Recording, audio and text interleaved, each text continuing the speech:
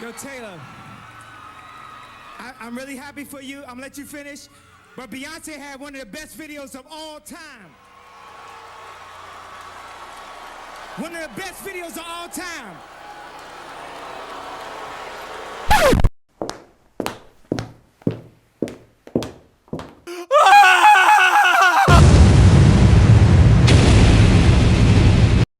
Shots fired!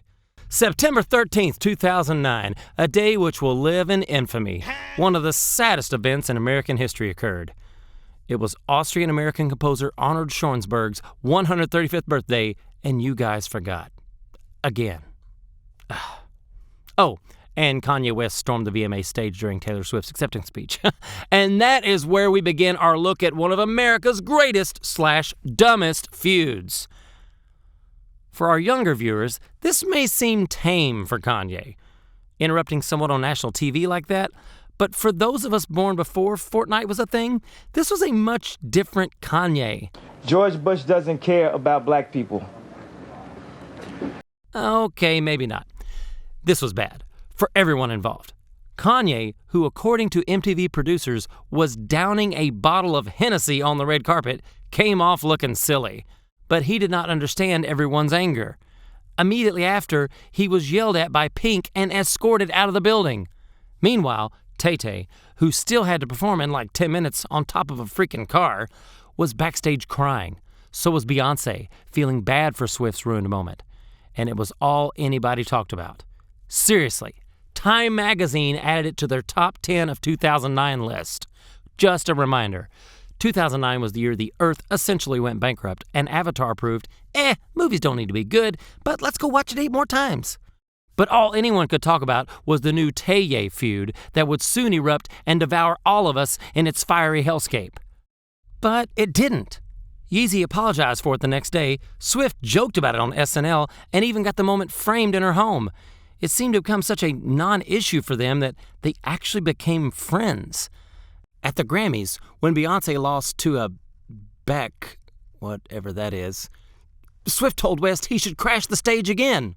Give an alcoholic a drink. What's the worst that could happen? But thankfully, Kanye stayed put, and things were good. Instead of the World War II type feud people were expecting, this was just kinda there, like Grenada. Yes, it's a war, but it was short and no one really cares.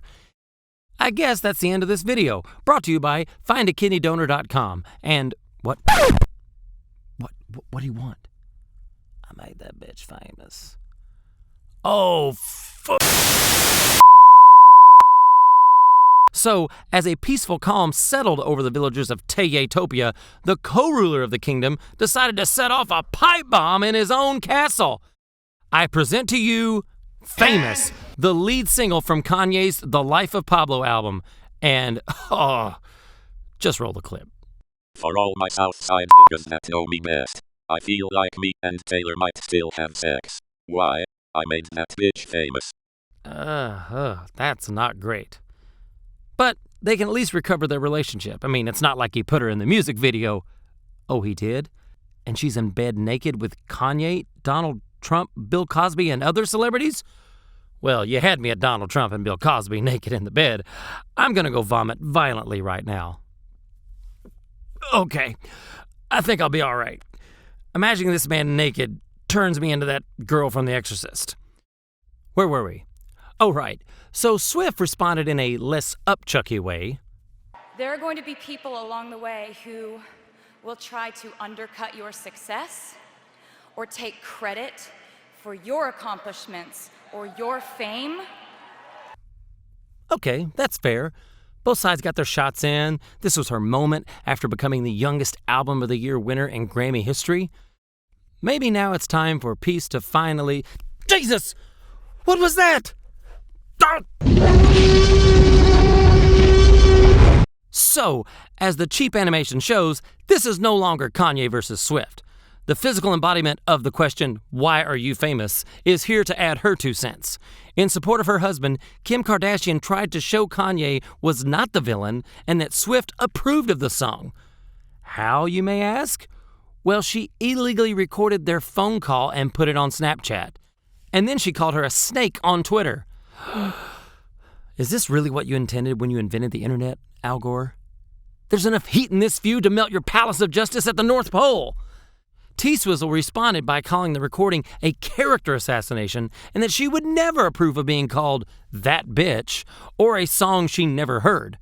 This was confirmed by her publicist with first-hand knowledge of the call. But Kimye had an illegal phone recording as proof. So Swiftie based her new album and its lead single on her tumultuous few years, including the Kimye feud. And boy, was it making things interesting. In the video for Look What You Made Me Do, she went head on with many of her enemies, including iTunes, Katy Perry, and the monster who groped her. No, not you, a different person who gropes women. Her most obvious dig, however, was the bathtub scene featuring $10 million in real diamonds and a gun reference, which seems to take its cues from the real-life robbery Kardashian was a victim of in Paris. And while each side kept speaking out, making sure this feud didn't die, they mostly kept a fragile ceasefire from fracturing for years after this. And to be fair, each side was busy. Kanye and Kim dealt with real-life medical issues. Taylor was in the world's best movie about anthropomorphic cats that stalk you in your nightmares. So, are we good now? You got out your anger toward each other? The battle of the feuding billionaires over?